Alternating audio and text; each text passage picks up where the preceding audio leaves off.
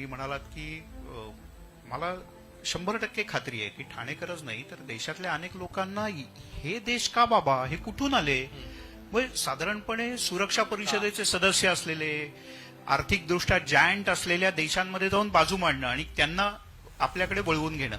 पुढे सिरिया लिओन, पुढे काँगो, पुढे छोटे छोटे देश ज्यांची 100 वर्षांची आपापसातली यादवी सुरू होती, त्यांना जाऊन हे सगळं पटवणं. तर या देशांचं भौगोलिक दृष्ट्या, सामरिक दृष्ट्या किंवा सुरक्षा परिषद, युनो याच्यातला असा नेमका काय भाग आहे? आम्हाला जेव्हा ब्रीफिंग सुरू होती ना MEA कडून, तेव्हा आमचे खासदार डॉक्टर सस्मित पात्रा, तुम्ही आता जसं म्हणाले की 100 वर्ष इथे यादवी युद्ध जे आहे हे सुरू आहे, ग्रहयुद्ध सुरू आहे, तर त्याचा प्रश्न होता एकदम प्रिसाइज.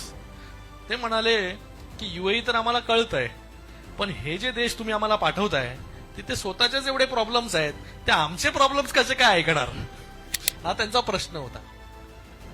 आम्हाला साहजिक, आम्हाला पण तेच वाटलं की ह्या देशांमध्ये आम्हाला का पाठवतात. बघा, कुठलाही देश छोटा मोठा नसतो. जेव्हा जगाला सांगायचं असतं तेव्हा जगाच्या कानाकोपऱ्यामध्ये जावं लागतं, हे प्रधानमंत्री मोदी यांनी सांगितलं.